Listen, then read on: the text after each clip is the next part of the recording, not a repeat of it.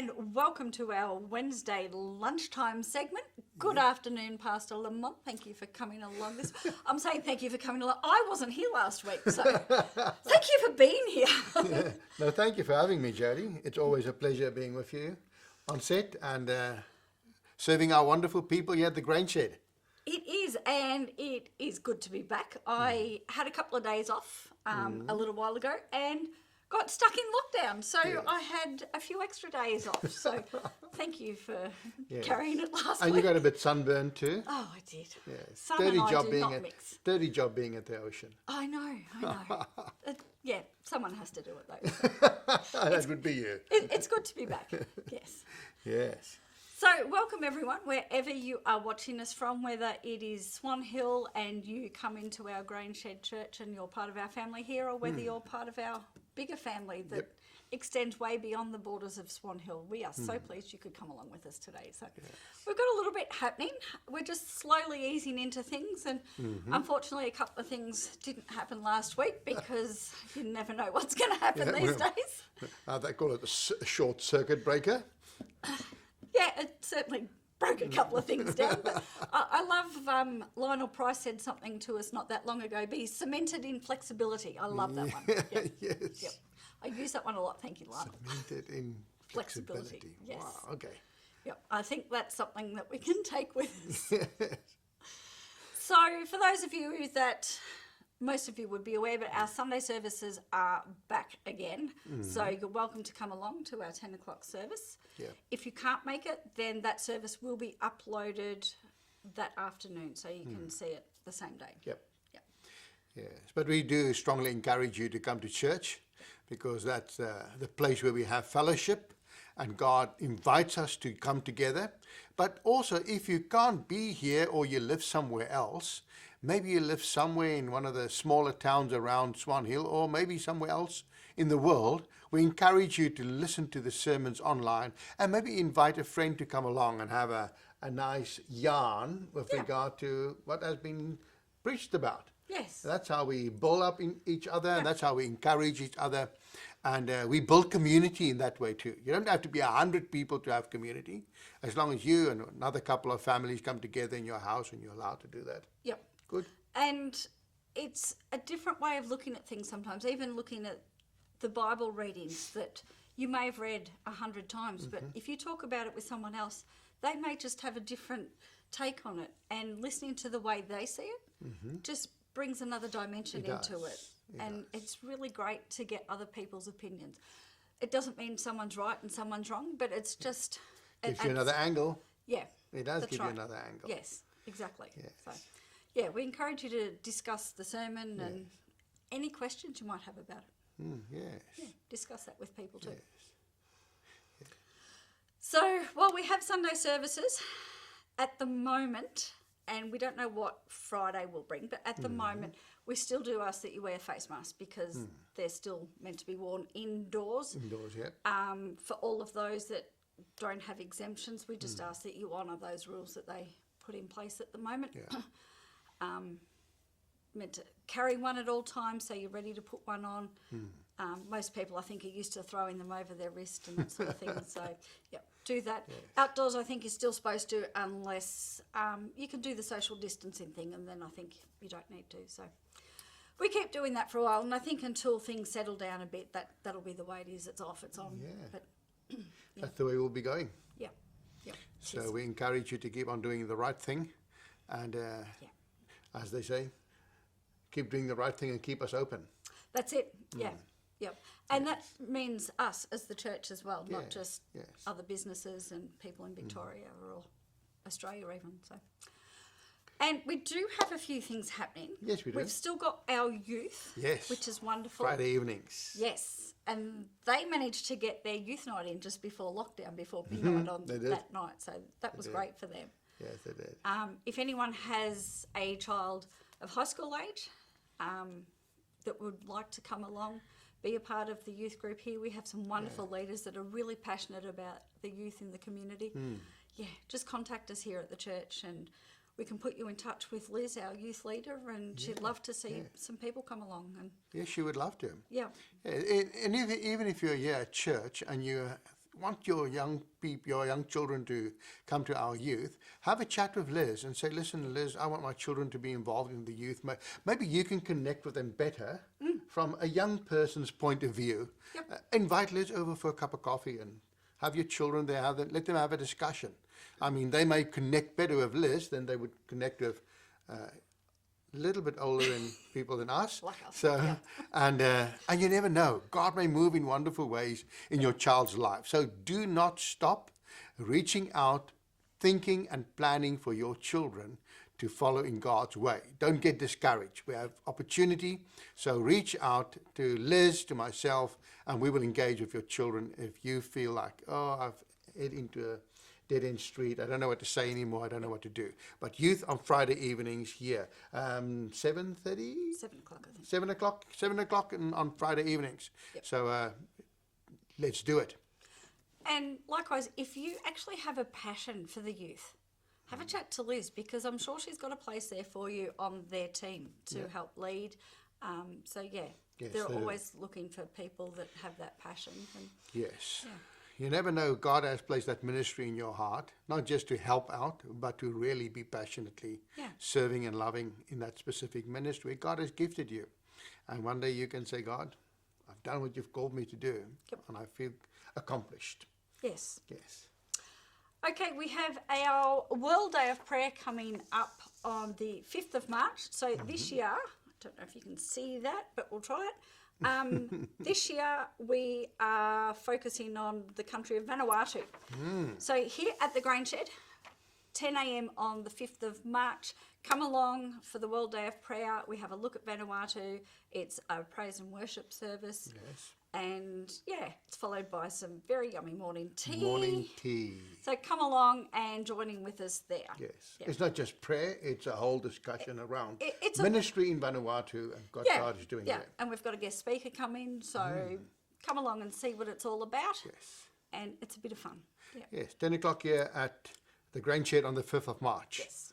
Beautiful. I don't think the next one is something that I can really announce. Creche. Create. Is it create? Sorry, you can't read my Okay, writing. no, sorry. So I get that one. Oh, yes, it's create. Create. I'm definitely not in that one. So create is for ladies, basically. And that was going to start last Wednesday, but unfortunately, of course, with lockdown, it had to be put off until next Wednesday. So create will be back again next Wednesday on the 3rd of March. Yep. So Wednesday. And Minna is very excited to have people coming back again. If you are a lady of any age that is interested in connecting with other women, there's a little devotion at the start, there's icebreakers, there's a craft activity to do, and it really is just people connecting. There's also the creche there. No, the creche isn't up this year again, is it, for the COVID? So the kids can come in if you've got young kids, and I know a lot of mums actually really enjoy that time of connecting with other people, but it's not restricted to any age, so come on in and just connect with people. Yeah, wonderful. Get out of the house for a little while and We've been cooped up long enough in houses last year. Yeah. All the COVID safe protocols are in place and that sort of thing, so very safe to come in and just have a couple of hours where you can just disengage from the rest of the world for a while. It is. Yep. Yes, and the last one is mainly music. It is. Eventually it started. Yes, yes. And I know our leaders are very excited about it, very enthusiastic. Again, if you've got young children, if you're a mum and you'd like to be involved in this program, please contact reception. Yeah. And Robin would love to have a talk to you about coming along to Mainly Music. Wonderful ministry connecting with the community too. It is, yes. Wonderful connecting. Yep. Yes. Beautiful. So that's about all for the announcements that we've got at the moment, what's happening in the next couple of weeks. But we do have a little bit more at the moment. So we've got a different kind of topic today. Yes. It's not necessarily a church kind of topic. It's more one that you can take and apply anywhere. If you happen to have a job, this one is for you. Yes. So, topic. 4 ideas of handling A bad boss. And there was silence. Well, at least this topic or this article says that the first place you should stop is always at yourself. It does, yes. And that's usually the last place we stop. It is. We always look out. There's always a reason to look at someone else's why it is, but yeah, it's one that we do need to look at ourselves. And I know after I read this article, and there's a lot of little hints that we'll go through here, but I did put, we can't change others. We can't change who they are and the personality that they are. What we can change is our expectations and our reactions. And sometimes just looking at who that person is and even their personality. What kind of personality are they? Why are they reacting like that? Take yourself out of yourself for a little bit. Yes, you should. You should, because you sometimes want other people to be like you and the way you handle your situations. And if somebody does not do it the way that you are used to do it or would like it to be done, it kind of comes back and it bites you. Yes. And I love the one thing that this article also says, that if you do have problems with your boss and you are a Christian that seeks to really honor God in the way that you deal with people, doesn't matter if it's your boss or not, and you find yourself in a spot where you're unsure about, is it me or is it him or is it me or her, it's good always to go to a friend and say, and maybe just dress up the situation, tell them what it is, and ask them their honest opinion. Yes. Because some people you are able to ask for honest opinion, and if they give you that honest opinion, you're way more likely to accept that Yes. than from other people. So have a friend give you some input and in your own situation, and then you can always evaluate in a better way. And a true friend will do that, rather than just telling you what you want to hear.